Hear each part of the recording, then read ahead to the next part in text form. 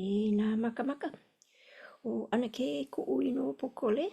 Hello, this is Auntie for this recording, and I am continuing with the process of going back to the beginning and reviewing things. And we looked first at the nature of different words and began with just looking at nouns, the kikino, and then looked at a sentence pattern. And then I felt intuitively, well, I remember when I first learned, I also learned numbers. So I wanted to build on that base and follow my curiosity. So I'm going to simply read this and edit it as I go along. Nahelu, numbers. And their use has evolved as the world has evolved, impacted, of course, by the arrival of the colonizers with very different goals and beliefs than the Hawaiians. Like other Polynesian languages, the Hawaiians had systems of using 1 through 10, and then a way of expressing numbers of root crops, fish, warriors, and such by multiples of 4. As I follow this curiosity and look deeper than what classes and textbooks have taught me about numbers, I've experienced a deep shift in my being for which I have no words. There is a lot more to this story than being able to count in Hawaiian and to express my birthday or how old I am. So, beginning with the base numbers of 1 through 9 as I was taught, but also adding 10 makes sense to me as a starting point. For one thing,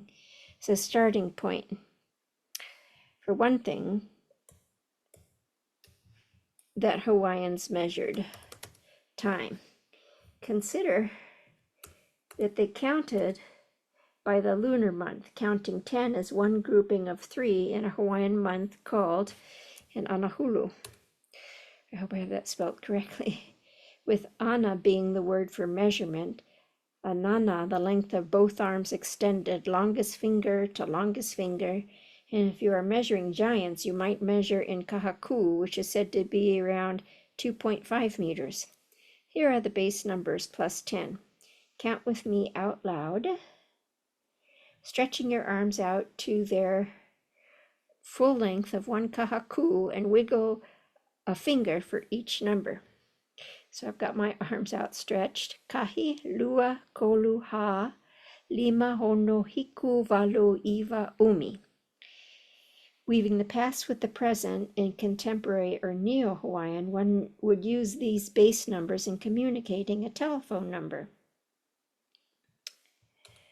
For example, if I wanted to give Makane the number to an airline company to plan our next visit, I would give him the number as, so I'm going to, kahi, valu, but wait a minute, my brain is now in park. How do I express 0 in Hawaiian?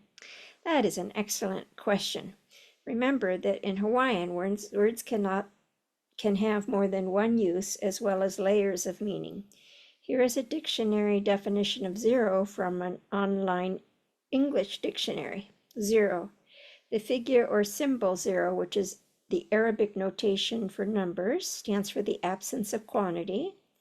The origin of any measurement, line or point, from which all divisions of a scale as a thermometer are measured in either positive or negative directions. Mathematical value intermediate with between positive and negative values, not, nothing, the lowest point or degree. The Hawaiians had one concept related to 0 in common, but the others, they don't fit the Hawaiian mindset.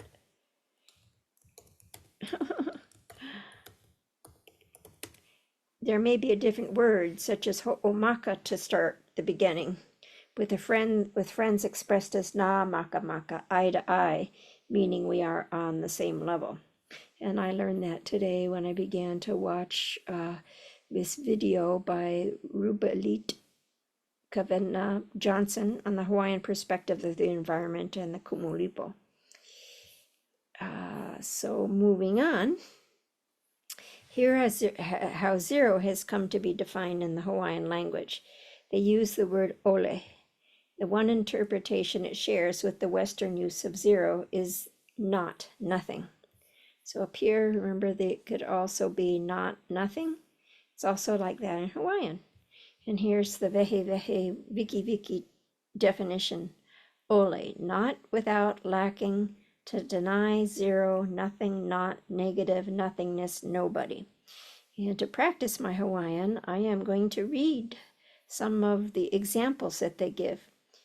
Maikai ole, pa'aka ole I ka waha, na vai e ole ka ho'ohihi I ka nani ole ahi, a ole e ole, e a'e o ole vale ma, a ole e ole kona hele I kia la.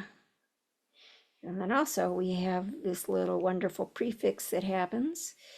Ho'ole loa, ho'ole ino, ho'ole ana. In learning numbers, I observed ole is often paired with a'ohe, which can be a way of expressing the absence of something. As a start, here is a short dictionary definition followed by the use of a'ohe in the writings of Fornerder in Hawaiian Antiquities, and I can't remember the other word, volume 2. A'ohe, interjection, none, no, not, to have or be none. There is no one who in a subordinate phrase. So here is Fornander's storytelling in Hawaiian, and back then the kahako and the okina, as we all know by now, didn't exist. Uliki kone'ili me ka mai'a pala memele a o kono mao onohi maka me he o pu'u mai'a la o ka hua ana o ka waho a he polole hoi kona kino a ohe pu'u a ohe ke'e a ohe ona mea e like ai. So there is the use of a ohe, and I'm going to highlight that in red. And then I'm going to bring in the modern markers because that helps me read. And I could do that here, and I could probably read it a lot better. A'ohe without pu'u, skin eruptions. A'ohe without ke'e, crookedness. Indeed, in a dictionary definition of pu'u and the many different meanings of pu'u, one finds this note. A'ohe pu'u, a'ohe ke'e, no pimples, no crooks, commonly said in tales of flawless persons. This can be understood to mean that we can expect to find this phrase in other stories that describe a flawless person. I can tell you, you will not find me in such a story, and I invite you to laugh about our shared human experience of being flawed. Poetry and language? Absolutely, and simply look to the mele and the olelo no oyao and the riddling, and you will clearly see that a saying might be associated with a meaning other than the straightforward. Fast forward back to contemporary life. If you were to ask me, how many children do you have? I would respond, a'ohe. I would not say ole, 0. I would say a'ohe maukeke ya'u, perhaps if I wanted to give a longer answer. If you were to ask a homeless person, how many hale do you have? They might answer a'ohe and use a certain gesture. If I was a poetic person without a home, if it was a poetic person without a home, they might answer, the stars are my blanket and the earth is my comfort. So guiding thought back to the initial flow, let's return to na helu, numbers. Let's review the numbers again, but let's add ole to this system, and let's add an invention the Hawaiians did not have in terms of those symbols we associate with numbers, in a slow building process of understanding traditional as well as contemporary use of numbers. Get your arms stretched out to the length of a kahaku, ready to wiggle your fingers, go. Make close fists and say ole. Kahi, 1 finger. Lua, 2 fingers. Kolu, 3 fingers. Ha, 4 fingers. Lima, 5 fingers. Ono, hiku, valu, hiva, umi. Repeat several times per day, a day for as long as it takes to memorize these. Now let's go back to using this in modern life, giving someone your phone number or a phone number you want them to call. Here's the number to the airline. Okay, call it up and get me a ticket home to Hawaii. Kahi, valu, ole, kolu, ono, hiku, lima, kolu, lua, ole. So this is today. This is how these base numbers can be used in contemporary times. But let's also go back once again in time and see how these base numbers in this form expressed in the Olelo Hawaii Kahiko in ancient Hawaiian. Let's look at the face of the goddess Hina as a start, the moon. As we already said, the Hawaiians counted by the moon, not the Gregorian calendar, although, or I should say marked time. They didn't really count. Count's not the right word, so I'm going to come back to that because it's not counting. Well, it is counting, but it's not. Let me read that sentence again. The Hawaiians counted by the moon, not the Gregorian calendar, although, like my Celtic ancestors, they were also attuned to the equinoxes and solstices, as well as tides, stars, and seasons, and a deep connection to their spiritual nature with a deep reverence for nature.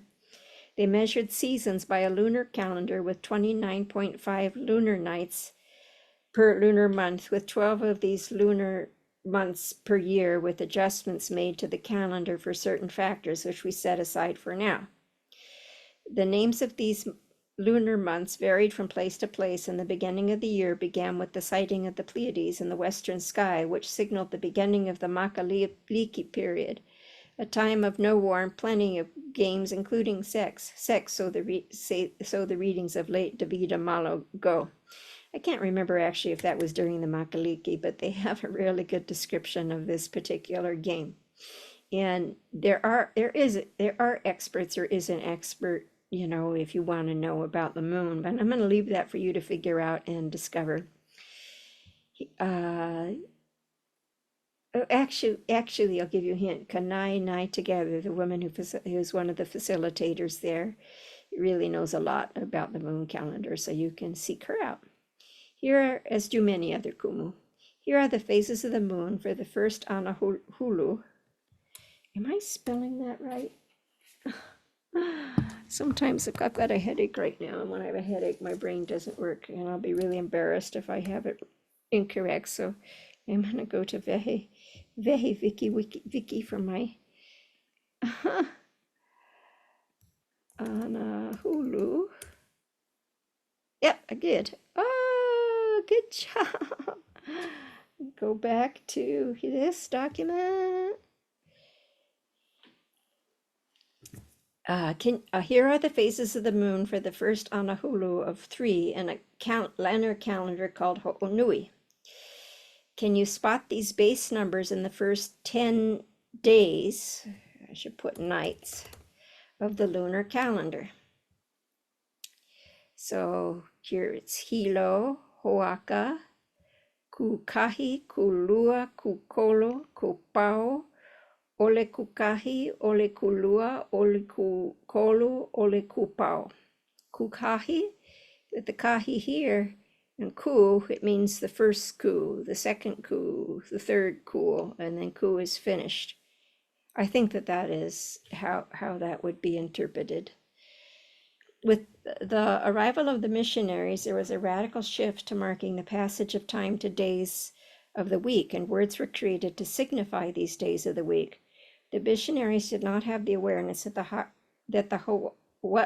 awareness of what the Hawaiians did in relation to their observation of how their food staples were impacted by moon phases, seasons, and tides, how spiritual practices were aligned seemingly with such things, nor did they have the same depth of awareness in relation to how a particular birth moon might impact a person's innate flow. And there is somebody who has written a book on the spiritual practices in relation to the moon, and he's also got a book out, a new one out, in relation to the astrology that I highly recommend, by Kahu Wendell Kalanikapua Enui Silva. Sorry if I didn't pronounce your name as best as I possibly could, but he'd be a really good place for information for that, for anybody who's interested. This wasn't the way the Bible works, nor was the notion that goes with it, that your one God has given you the gift of the land above others who don't believe like you. So with that thought, these people thought their truth was their God gave them the power and the right to take land and own the land and do whatever they wanted with the land. It didn't have sort of like this sacred reverence and trust and like intimate relationship with the earth and the sky that really was a sustainable system. That's my opinion. With this new system of, but no, it's not my opinion. It's also based on some of what I've written before of how they interpret the impact of colonialism. With this new system of tracking time was also the intention to convert the Hawaiians to their ideology and communicate that their ways were better than the old ways, with parts of the old ways given really horrible labels, which was devastating to a sense of self-esteem and worth for some Hawaiians, probably not all. One can clearly see this in the writings of David Malo, and I will never forget the pain and shock when I read some of his thoughts about this and had to set the book aside for 2 years before returning to it. And on the other hand, when I was reading Kepalino and I was looking for numbers, I came across something very sweet when he talked about there was this shift in thought when they came. There was also seemed to be a shift in character and how they really missed the times before that. It's almost like it was conveying that there seemed to be better care for each other and better care for the land before. And I will try to find that and put that in here. The days of the week were created at least by honoring Po and tagging on which number of the week it was. So here we have we can look at again and building on what we have. We have Ole versus Aohe, which we now understand. Then we have the other basic numbers for 1 through 10, Kahi, Lua, Kolu, Ha, Lima, Ono, Hiku, Valu, Iwa, and then Umi. We learned that you see Kahi in the lunar phases. We were just looking at the Ho'onui phase. Ku Kahi, Ole Ku Kahi, Ku Lua, Ole Ku Lua, Ku Kolu, and Ole Ku Kolu. And in the days of the week, what they did is they kind of kept this perception or understanding that they valued days, but they shifted it away from 30 nights to 6 nights actually, and 1 day for prayer. So the days of the week became Po Akahi, Po Alua, Po Akolu, Po Aha, Po Alima, Po Aona, and La Pule, day of prayer or prayer day. Growing awareness, and this like really gets me here. Like you have 1 day, prayer day. It's like totally, it's like so, it's like so would be so out of the comprehension of how the way the Hawaiians lived, because Pule in prayer was such like an integral part of life, a way of reciprocating and giving thanks to the energetic expressions that gave life. Anyways, growing awareness in this way, we can be curious about the in between Po and the number base. I do not know who invented the words for the days of the week, but this is how the Hawaiian language expanded, creating new words to describe new concepts, with some words mimicking the word in English, such as polu for blue. You won't see polu in any of the old writings. No, there are all these other beautiful words that used that could be, and it's not really blue specifically. It's more of a darkish color. Anyways, I'm curious if the Hawaiian calendar numbered a type of moon without the addition of Why do the days of the week invention have this? So what I'm really curious about is here, when they're numbering the moon, they fuse Ku and Kolu together. But here they have Po and then, I know, Alua. You have to have an okina in between 2 vowels. That's why. I think that's why. What is the A in front of the base numbers? It is a prefix that is added to turn a base number into a counting number. One will see this prefix at times might be expressed as A and sometimes as A. So they seem to be interchangeable, and I haven't done enough reading to know if there's a pattern of when you might see if it's about a particular subject matter, or in like if it's a form for Oli or Pule or Mele or written language or spoken language. I haven't been studying long enough to know that. Just for fun, let's look at a sample lunar month and see how it relates to the Gregorian calendar. And note the images are from hokulea.com's lunar calendar teachings, not ones I created myself, but borrow for this review only. I have been snatching images from a website, NASA website, and it's never consistently like clear enough for me to get images of the moon where I live. But I set the intention to one day create these images myself. So here are the moon months 1 through 10, the first in Ho'onui. And here is the Poi Poi phase, 11 through 20. And here's the Ho'oeme, 21 through 30. And then it starts over again. And in this calendar, I was told that sometimes by one of my kumu that sometimes it can go through 2 moon phases in one night. And this month that appears to be here. So Lono and Maule happened on one day.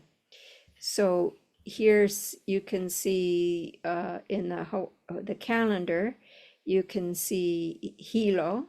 It corresponds to Po Alima, Hoaka, Po Aono, Kukahi, La Pule, Kulua, Po Akahi, Kukolo, Po Alua, Kupao, Po Akolu, Ole Kukahi, Po Aha. And then it just makes sense to me. Is like, I think moving forwards, I'm just gonna call Monday, Tuesday, Wednesday, Thursday, Friday, Saturday, Sunday by what they are. That just makes more sense. And if I'm speaking Hawaiian, I want to track my days and name it by the moon. So I think today is Ole Kupao. So I'm just gonna do that. That for me makes sense. What about numbers after 10? What about into the teens? Well, in the older writings, there did exist something, but it isn't clear to me when this was integrated. But it was sound enough for Fornander and Kalakaua. Well, easy enough to carry. It's easy enough to carry this forward.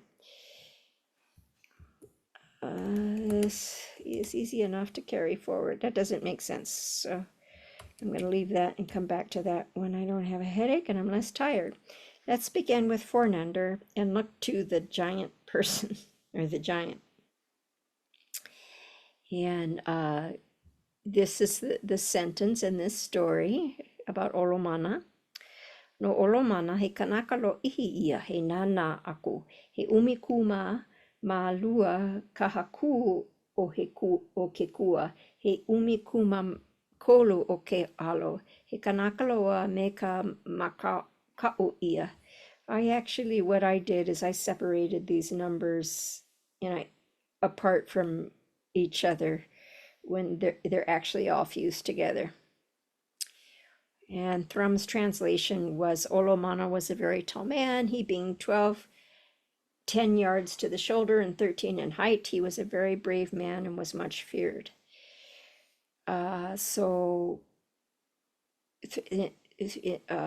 Fornander calls it umikumalua kahaku, and these numbers are together. So he is saying there are kumamallua kahaku. That's 12 kahaku. And he also uses umikuma makolu, and that's 13. See the 2 here, and see the 3 here. And this little word here, the kuma, when you are in the teens, that's the word that sort of links the numbers together. It's 10, kuma, and then he adds ma kolu for 13. Well, what in the heck is a kahaku? He doesn't really say that in the translation. So when I looked up kahaku, It's a unit of measurement defined as a unit of measure, usually to be about 2.5 meters. He's huge. So I thought, well, let's convert kahaku to feet. And so I used something to help me with that. I didn't do it in my head. I used a source, and a kahaku is 1 meter is 3.2. So a kahaku is 2.5 meters. That's 8.2 feet. So 12 kahaku and 13 kahaku. So 12 kahaku was for the length of, I interpreted as sort of the length of the back. He calls it shoulders, but ku is back. Ku is not shoulder, but maybe that's how they called shoulder in that time. And then 98 by 106 feet, like 160 feet if you're looking at him. And I thought, how many stories tall was that if I wanted to compare him to a building? And it's 10.66 stories tall. That's one big giant. What this illustration shows, it's huge. What this illustration shows us is that to express something in the teens, it was initially expressed as umi plus kuma, followed by ma, plus the base number, such as umi kuma makahi, umi kuma malua, umi kuma makolu, umi kuma maha.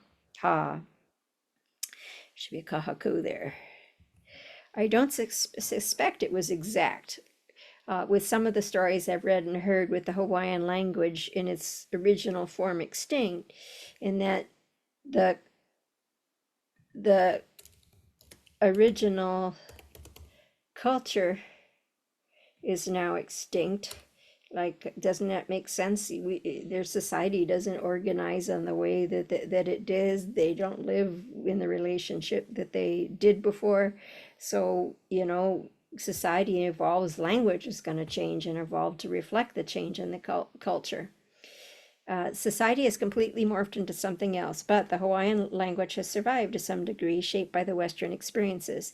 The language has evolved as society has evolved, or perhaps in some ways devolved, measuring our care for each other and care for the environment relative to other periods of existence, which the writer Kepolino sadly recalls. And I want to find that quote to insert there when he was talking about his observations, which was very different than Davida Malo, and they were both Christians and Hawaiians, Native Hawaiians, and they both were trained, I believe, sort of like in the elite sort of way of service. So they both had their Western religion, but they also were keenly attuned to the old ways. Speaking of periods, below is a very good example of counting 1 into the teens with the prefix, and it shows that not only were months measured by moons, but periods were also measured, as in epochs, not as in a woman's flow. I'm making a joke. Below that, we will look at Malo, showing the measurement of seasons using these number words, and some pule from Fornander. It feels helpful to preface this with some information about prefixes we will see added to the base numbers. In teaching numbers in Hawaiian grammar books, one finds this is taught as a cardinal number, and it is juxtaposed against ordinal numbers. The Hawaiians didn't have a word for a cardinal number, and they didn't have a word for ordinal numbers. That's been a part of the flow of change, which I really welcome change, but I also want to honor the past and keep things of it alive that make sense to me, such as attuning to the moon and the solstices and the equinoxes. Anyways, here we go. In linguistics, and more precisely in traditional grammar, a cardinal number or cardinal number word is a part of speech used to count. Examples in English are the words 1, 2, 3, and the compounds 342, 960. Cardinal numbers are classified as definite and are related to ordinal numbers such as the English first, second, third. So in essence, these are cardinal words, are counting words. Oh, we can remember that. Cardinal begins with C, and C equals count. first, second, third, and fourth. In linguistics, ordinal or order numbers are considered representing position or rank in sequential orders. So that's first, second, third, and fourth. So what could we use for that order? When you think of order, you do think first, second, third. Like get in order, you warriors, get in order. Or you pigs, get in order. In counting numbers, we use the form of affixing kahako e, okino e and okino a to the front of the number. A plus the base number or a plus the base number to form the counting number. A plus kahi, for example, is ekahi, also seen as akahi, 1. A, fuse it to lua, elua, or alua, 2. A, together with kolu, ekolu, or akolu, 3. A with ha, eha, or aha, 4. Ekahi, elua, ekolu, eha, elele. 1, 2, 3, 4, you jump. Elele, oi. Hopefully this will make what comes next easier to understand. And I'm sorry, my dear Ali'i. I can't remember where all the I haven't given you guys much attention for very different reasons. And I want to see where that's where the kahako goes. Kala kawa. All right, I'm sorry, my dear beautiful monarch. You did so much for culture. You were really, really good. Thank you, my dear possible relative friend. Here we go. So the kumulipo, that's a creation chant. And we've seen now that they measured time with tens with the calendar month, the 10 periods. They also did it, and then we learned you could count, in this, they used counting. But they also counted, some of the things that they counted were epochs or periods. And this is from the Kumulipo. And in Kalakaua's text, in the long Kumulipo, there's these different headings for the different epochs, and each epoch had a certain story that went on. So let's do this. Let's recite the headings of the Kumulipo together. Kava ekahi, kava elua, kava ekolu, kava eha, kava elima, kava eono, kava ehiku, kava evalo, kava eiva, kava umi kumakahi, kava umi kumalua, kava umi kumakolu, kava umi kumaha, kava umi kumalima, kava umi kumaono. And look at here, remember before it used to have that they would have another ma in there but by this time he was further on than Fornander. They shortened it up a bit. So umikumamakahi became umikumakahi. I actually like the sound of umikumamakahi. Umikumamakahi. I actually like that, so maybe I'm going to retrain myself. We can now see the divisions of the moon calendar by 10 moon stretches into 3 Honolulu per Hawaiian lunar month with 12 months per year. We can see now the division of time not only in periods of 10 for the moon, but also in epochs or periods, as we see with the Kumulipo chant. Malo illustrates the language for divisions of seasons and months in a single year, and in this we can see words borrowed from English to liking something to the colonial thought in order to clarify meaning. Okay, so this is from his chapter 12. Ua mahele ia na va me na malama maloko o ka makahiki ho'okahi. Mahele is there the word that they would use for division. And you might have to do that if you had a pa of pua'a of, say, you had a certain number of pigs, and then your ali'i came along and he says, you give me half, you mahele, you'd have to divide the papua'a in half. Translation given this year is divided into seasons and months. And then I'm just going to skip to the relative portion, go down a little bit to the part that uses numbers. Because there's something interesting here, right here. Ho'o ilo mau malama e ono.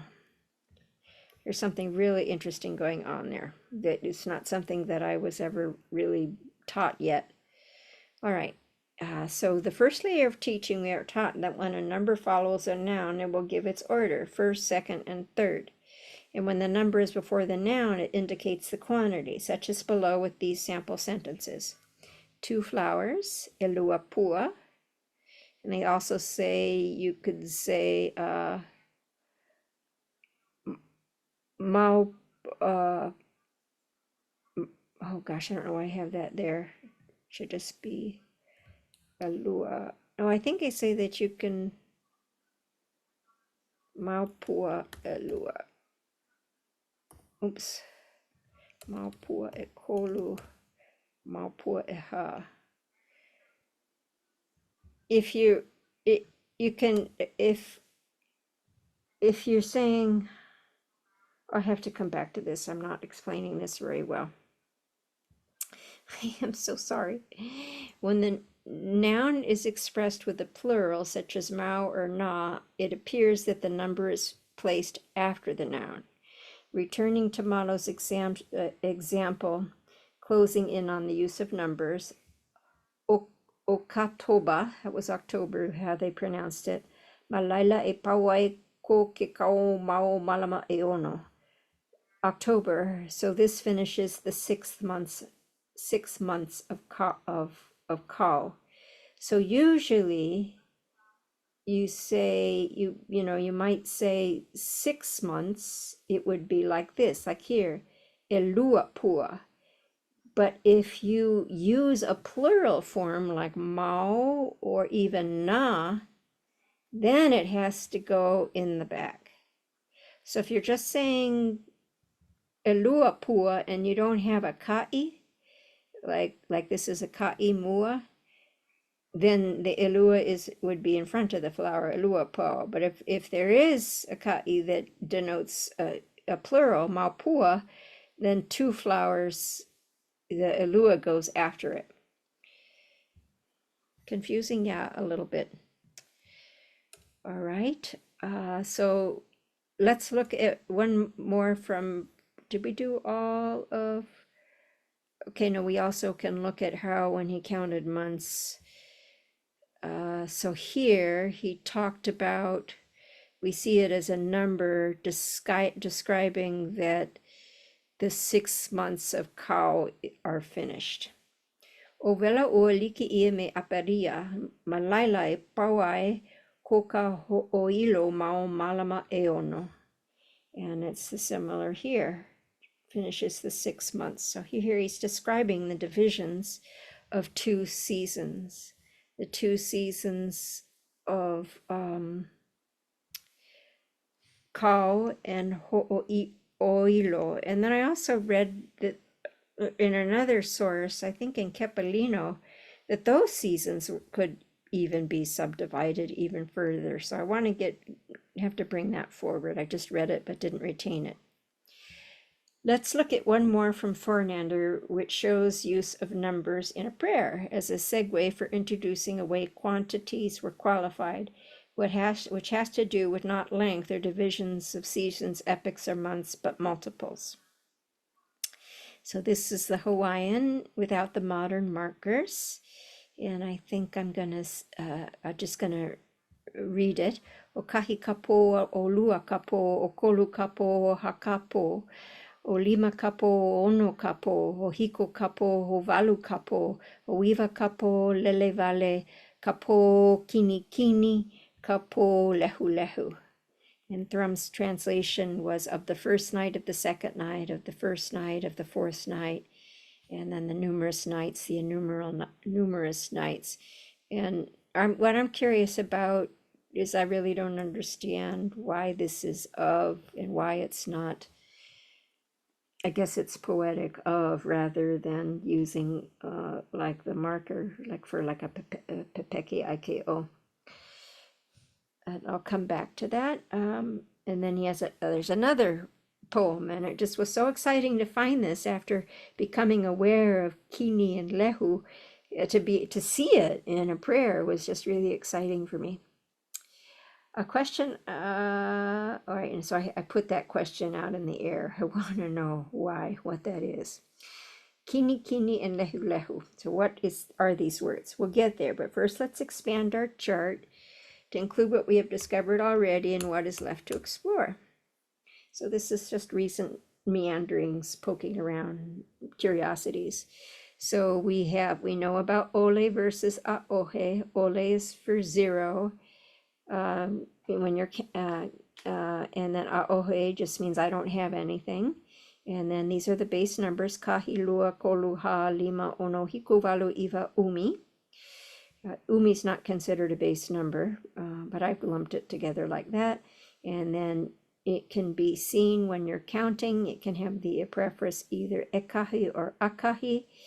And then I have highlighted here, I haven't talked about ho'okahi. What in the heck is that?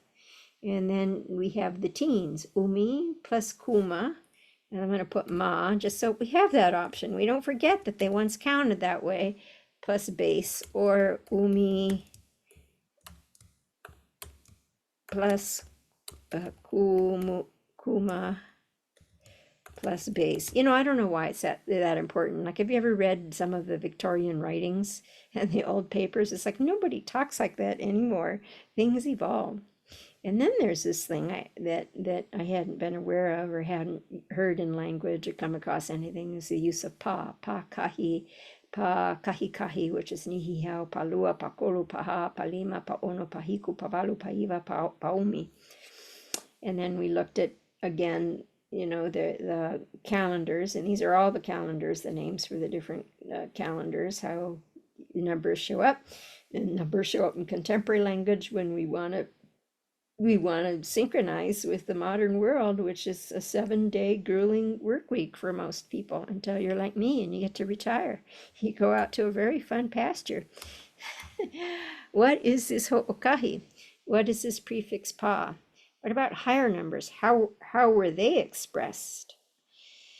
Let's begin with ho'okahi and return to initial sources. Why there? Why are we going to ho'okahi? And I'm going to tell a little story. I think it is a contemporary dancer thing. The 30 years of learning and growing in this field, I learned one extremely valuable lesson about attuning to the initial spark of an improvisation or creative moment, what seemed closest to me to the beauty of what was coming through, rather than something crafted with the limitations of the thinking mind, using the logical mind to kind of analyze and assess and put things together, versus those moments when you're just like a hollow bone and something speaks through you and moves through you. It's like a gift from the ancestors or something. There's just some great, beautiful mystery. Sort of like that game we played when I was a kid called telephone. Whisper in one ear and then the next and the next, and by the time the last person tells what they heard, we are all laughing so hard we about wet ourselves. It also reminds me of the teachings in an improvisation class in a theater school in the Italian part of Switzerland one summer. We would do that, connect to stillness and breath, and then feel the first impulse to move, and then attempt to grow that movement by returning to stillness and trying to find the first spark. I learned that there was a path where fear might come up because the movement was unknown and new, and there was a path where you could avoid this and grow the movement in a different way. Something that I would call maybe more, like a rut in a road. You can go a way that is safe and known, but your body may want to go somewhere new or have a fresh expression. I came to value really looking for the source and attempting to ride the authenticity and integrity of this impulse, rather than let the energy be diluted into a less honest and ultimately less engaging and interesting expression of the soul through the body moving in space. So that's why I like to go back to the earliest writings now that my excellent Kumu has laid a really good foundation of the basics. I'm kind of wanting to understand more. All right, so I found an example in Fornander, and I'm just going to read it without its modern markers. A pauna ana hulu elua, holo maila o piikea I Hawaii e launa me umi, me kona mau wa a ho'okahi lao, ua like me e ha haneri. Thrum's translation. At the end of the 20 days, Pi'ikea set sail for Hawaii to meet Umi. She was accompanied by a fleet of canoes amounting to about 400. How is ho'okahi used? It is used to express how many lau of something, in that it is before the word describing, and it is not in plural form. That's confusing, right? So he's saying one lau. All right, and so we have seen this. Ekahi 1, elua 2, ekolu 3, eha 4, elele. When you indicate how many of something you use, ho'okahi instead of ekahi for one, so replace it. You don't use ekahi pua'a, you use ho'okahi pua'a. So let's count pigs. Ho'okahi pua'a, elua pua'a, ekolu pua'a, eha pua'a. Ale ole ai I kapua. Don't eat the ole ao I kapua. I shouldn't eat the pig. I don't eat pig anymore. Well, that's not true. Somebody gave me this amazing smoked wild pig when I was on Kauai. This big, beautiful Hawaiian hunter, and we were talking story, and he gave it to me, and I brought it back on ice to the mainland, and oh my gosh, it was so good.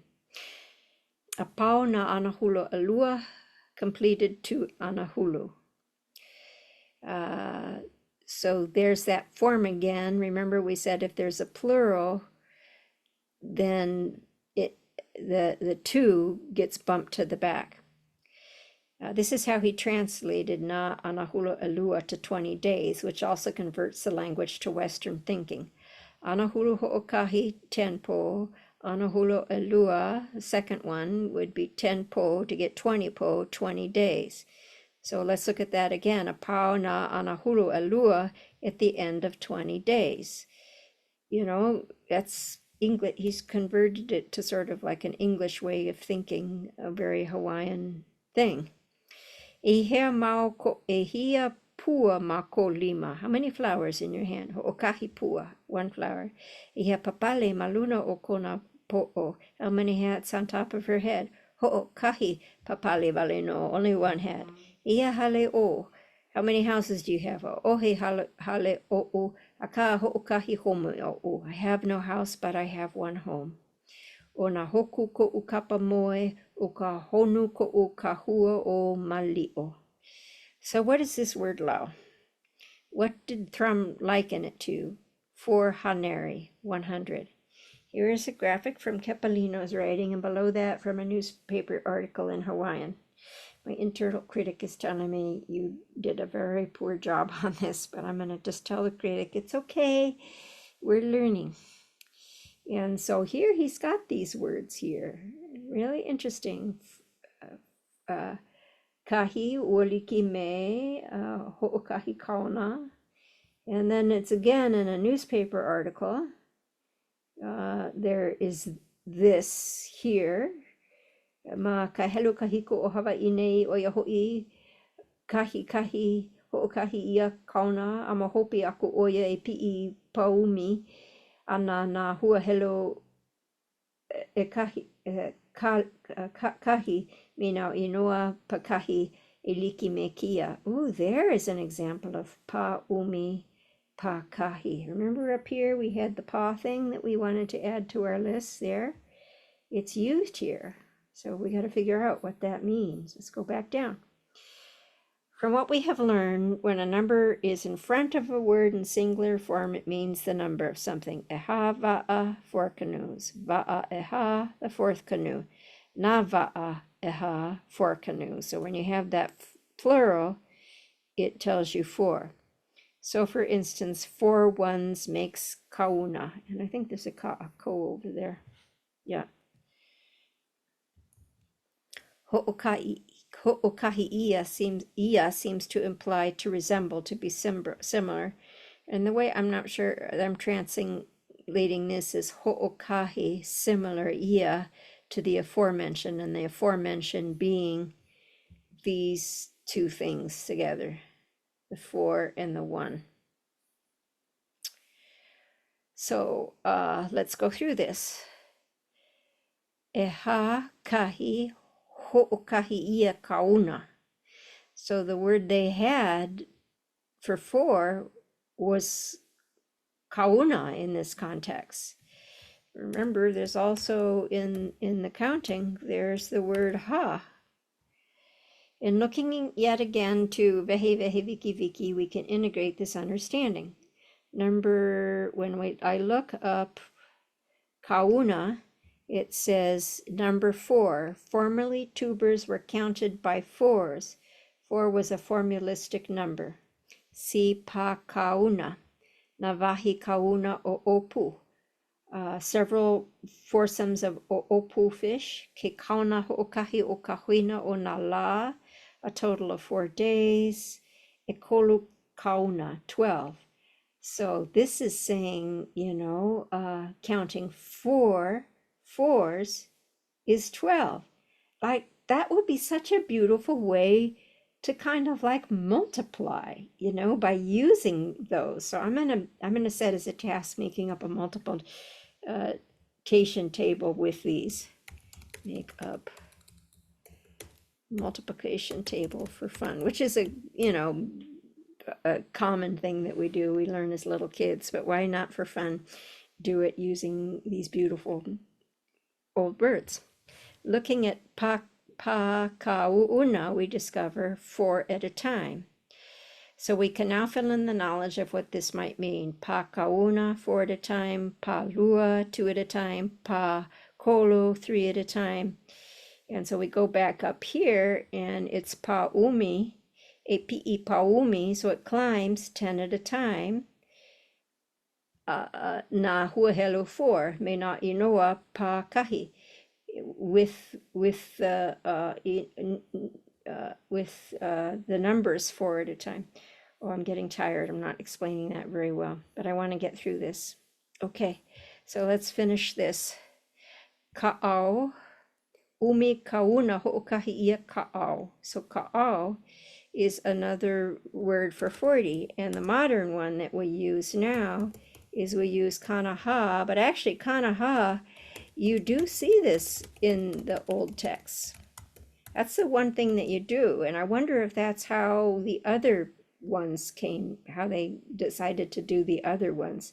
Like the other ones, to do a little aside here, we know Eva Kalua is 20, and then we have Kana Kolu is 30, Kana Ha is 40, Kana Lima is 50, Kana Ono is 60, Kana Hiku is 70, Kana Valu is 80, and then they use the Haole term, Haneli, for 100. And that makes sense because this 100 is something, that relates to their counting system.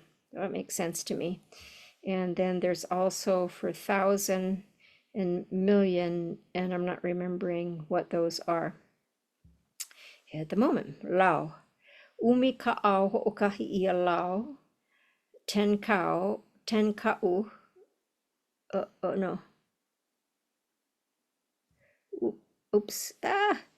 10 ka'au is similar to lau. So this is kind of like similar to, it's not exactly.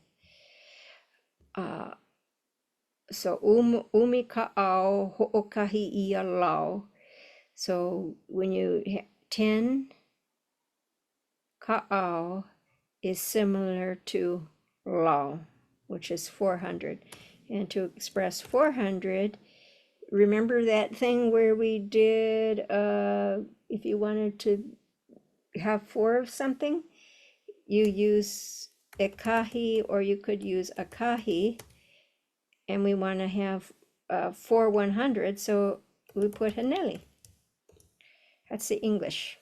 Mano, umi mano ho'okahi ia mano, 4,000. So then we would have, oops. No, this is aha, sorry.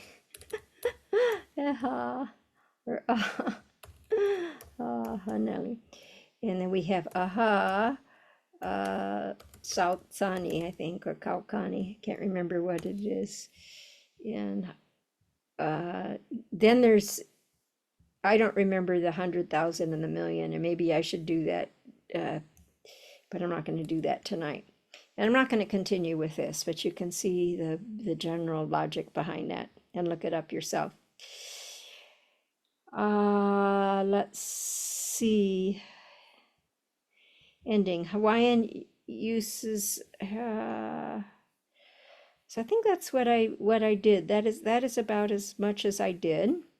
And I thought that I would pause, and I looked up other examples of palua, and I looked up more examples of these words. But that feels like it's good for today. But what I'm actually going to do is I am going to actually go, and we're going to finish this and figure out what 1,000 is. Remind ourselves. 1,000. Kaukani is 1,000. So, and there's a certain way that you say like 100,000 and stuff like that. Let's see how you say million. Million. Miliona.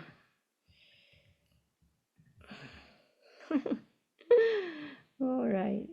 So, this should be here, as that's miliona. Okay, so I'm going to call that a wrap for today. And I think I'm going to crawl out of this rabbit hole, and I'll come back to this another time. Look at numbers and know where my weak points are, as I don't know how to count in the thousands. Oh, one more thing that I want to say, like if you're counting in years, like if I wanted to say 2020, the year 2020, usually they break it up into, rather than saying 2020, they would say Iva Kalua. And if you wanted to say 1920, for instance, you would say Umi Kumaiva Kana, no, Iva Kalua. Okay, let's do something with a 40 in it. And if you wanted to say, let's do my birth year. Oh my gosh. Umi Kuma Ha Kana Lima Kumaiva. Okay, see how they do that? 2020, they break it up to 2020, and if you're going to say the year 1920, you say 1920, and so forth. All right, so that's about as much as I know, but then there's even more. I'm going to show you one more place that you can go. That is really interesting. I'm not going to give it all away. What you can, because there's more to this story, and I've done enough. Okay, that's my work for today.